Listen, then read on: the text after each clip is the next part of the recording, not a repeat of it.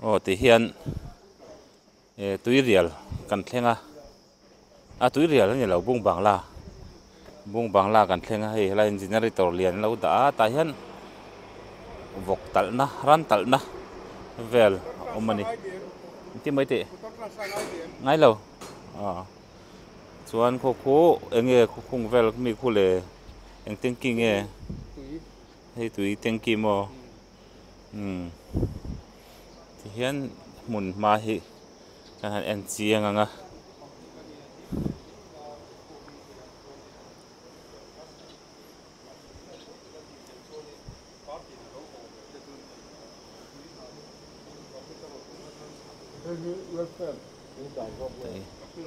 chuan a chunga hian enge om hei chu kodam tuna kan main power engkim on off na te kan ta mo main switch ho bera ni main switch oh on stop empty kettle main transformer kan power nu na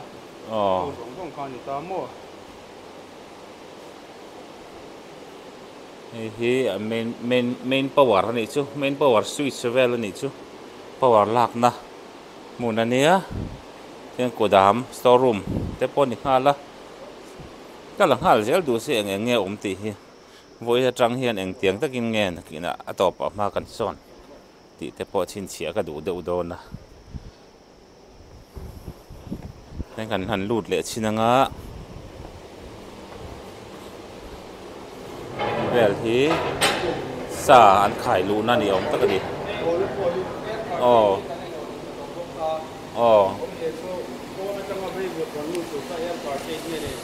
information lo bang angai mi kalan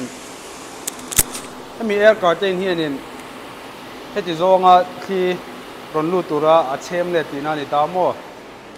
ei ka lo on masal lokang nge ajo rei zong lo ang hei hi smoke karani ta kan lo on sa to ta ei a temperature va eng lo la kan lo on sa trim mani alum chonin a noi ber hi ta hianin huai aneng lo ta hei mizoina sa kan hema mei urang tak kan ni lo ta temperature in sa an smoke to ta ka kan a risel zo bok ta chuan hnuai a tila hianin puai tlema zong an mu ve a meirim tina tur tok lek khanin khan te khanin kalpin ta mo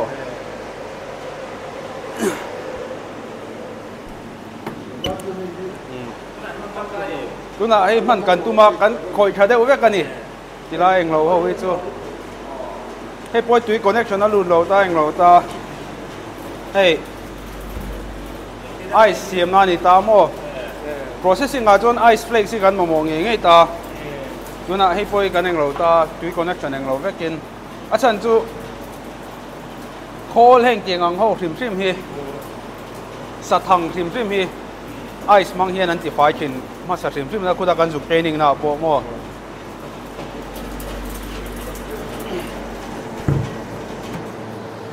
hei te chu a mix kha na kha ni mai ta perfect to ta ma se hei chu sausage vel boy puina tur mix na ni ta mo a sensor a thata khatieng lo pal kha chonin a mai nine off mai chona san pati khan function bang ai eng lo vek tho tu na hết nghe man thei lo tu na hian man thei lo chu hei heng ho hi a man thei vek to ta hei saher na ni ta hei tang na ron chuak mai don ta saher hei ho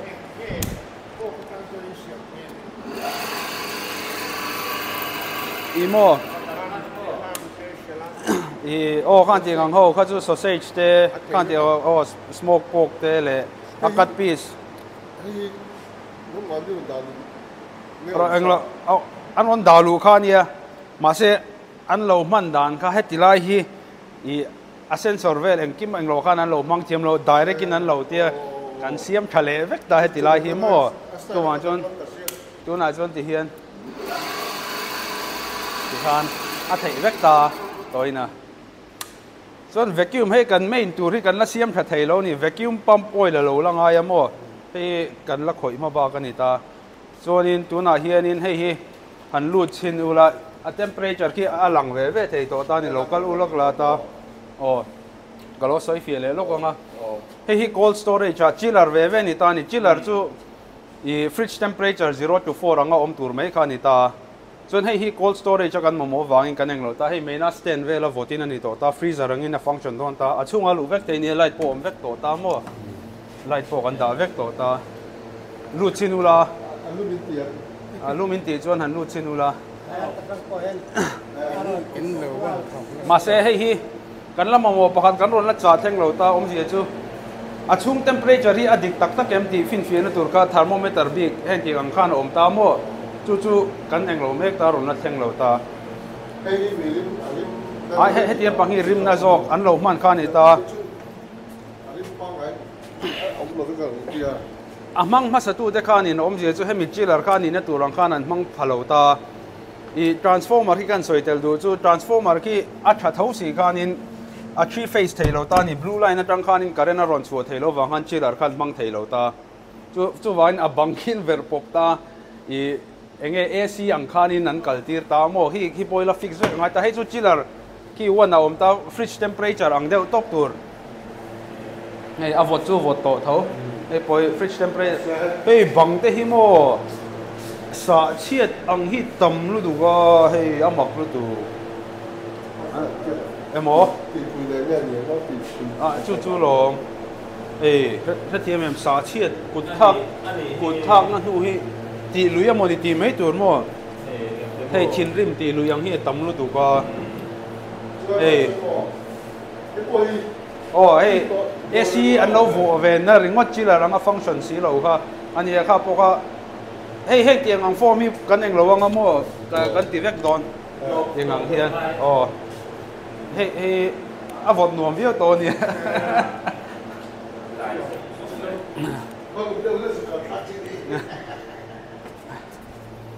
ki par ko sang mai na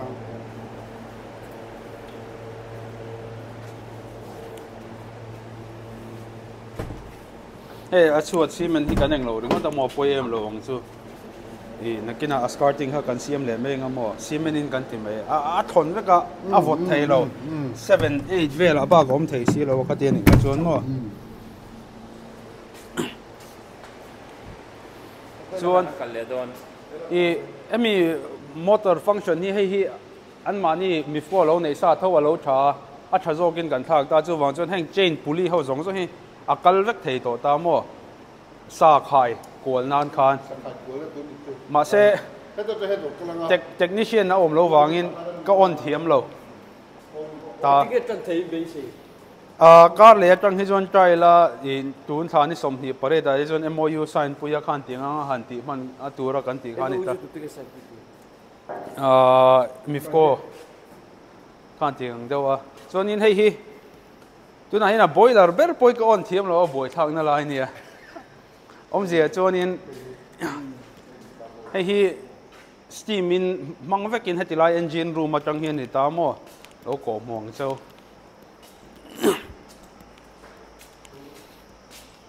hei hi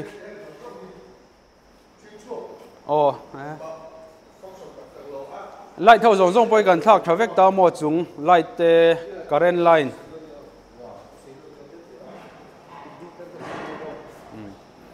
cái tiếng cái lỗ cổ mù lệ xem xem bằng châu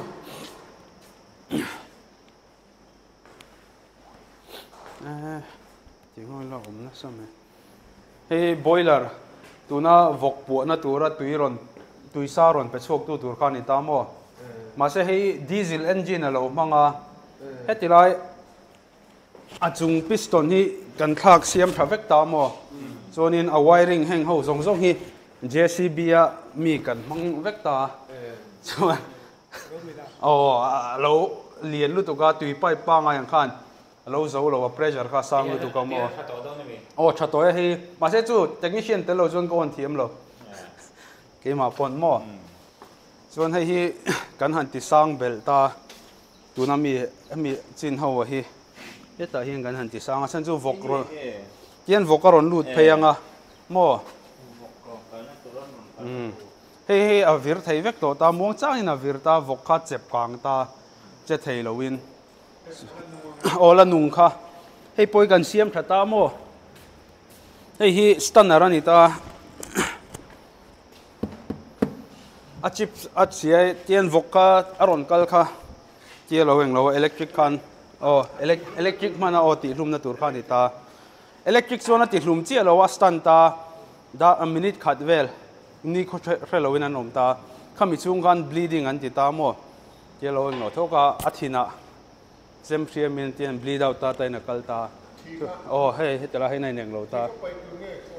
kha chu ke mani system mi zo chuan antin an blood sausage te kan siam du chuan in kan khol chunga yang ye du don me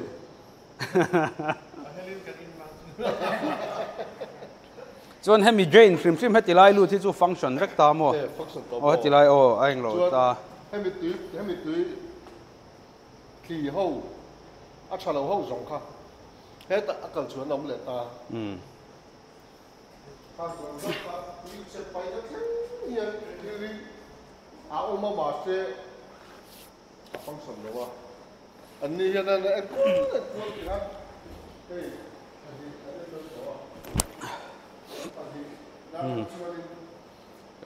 Azia be.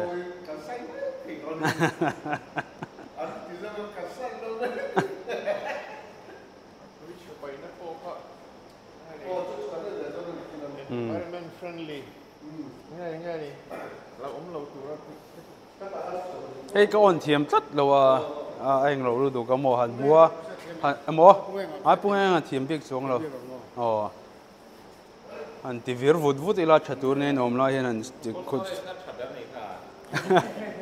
so po function chu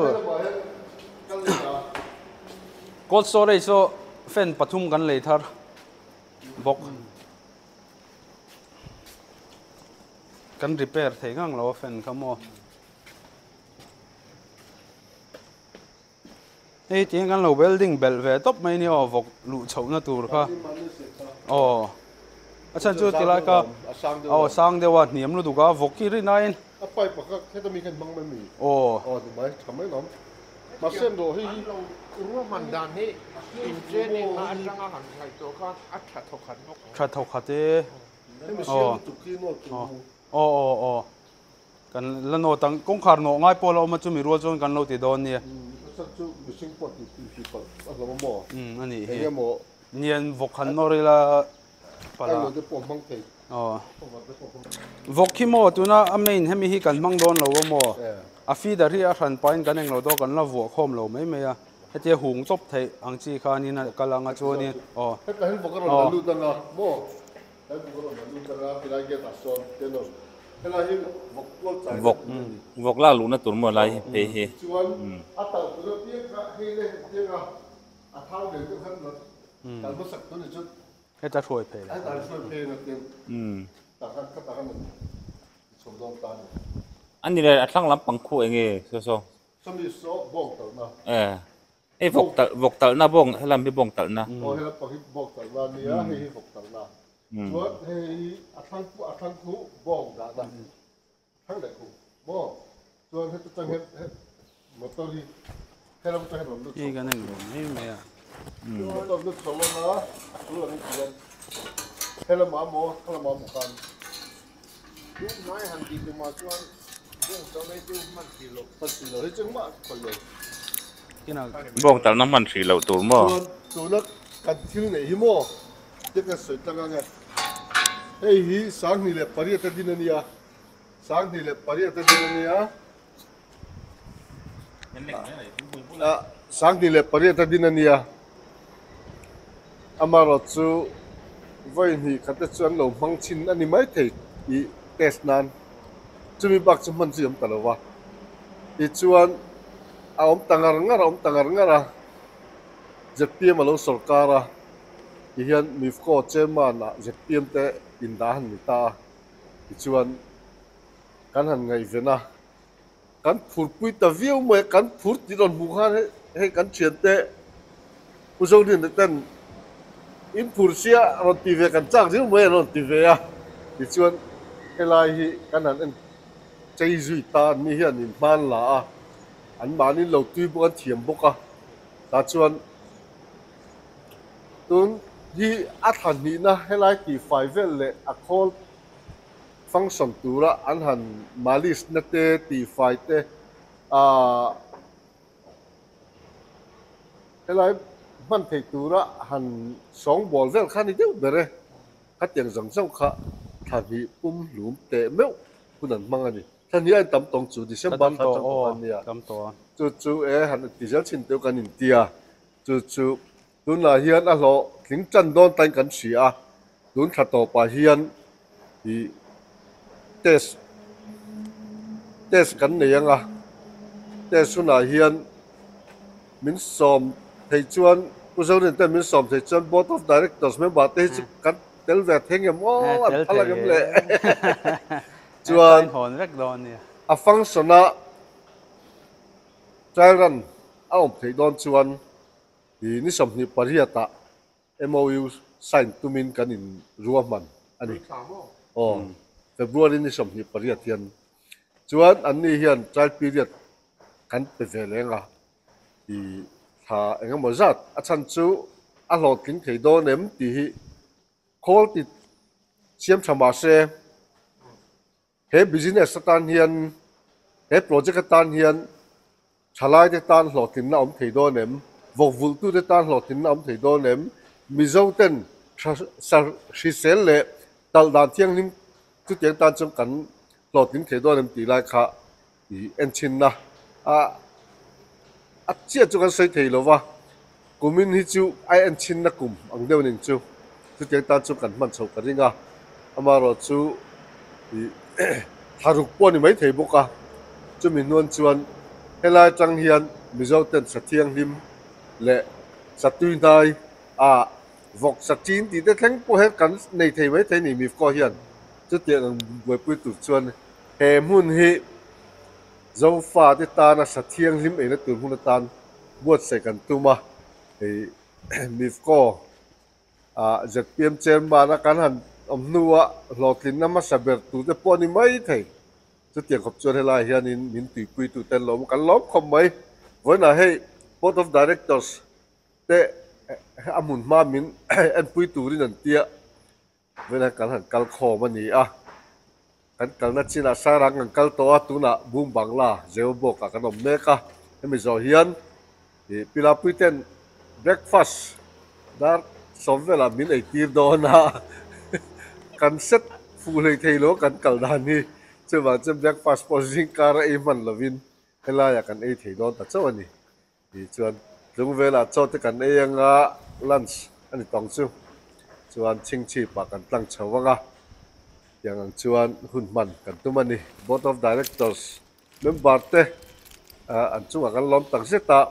naktip maya kianin meeting board meeting om dona wangin amun ma an tlo duwa chung chu tu na hian hun kanan mang meka a lo am tak zetani pilai ki side drain ania ong pui atanga side drain ron luang thak ki a kwa ki an mo hum pipe chu tui hi kan ron kho thak so hemi building tan hian a lo om the ni he helai hian chu bang chuan film khur side drain thadeu ta hian siam lo chuan fura tui tam do na lo om the de viau do na ko ko tharul to me khung lai te ku hemi building ban te po hi ati thalo thei dewa chu bang chuan tim khur deuh hi chu thakop dona siam that dan ten vokalu chho don kan ti to kha vok tal na to nia chu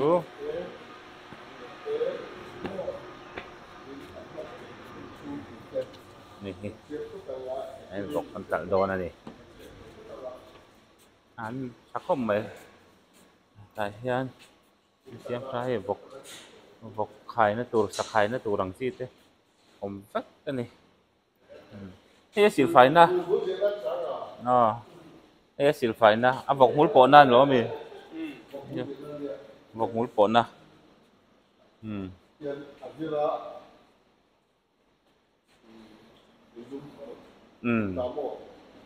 lum ne tu na hian board of directors MIFCO board of directors ten i kan center kun sang sang ami kan to a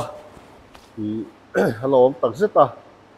sai ra nga kan hun te zema bok bu bangla huna kan hun te hi man theya boi pui me kan ya tu na bu bangla zema bok a kan oma helaya kan hun ma man thei lo lo om chin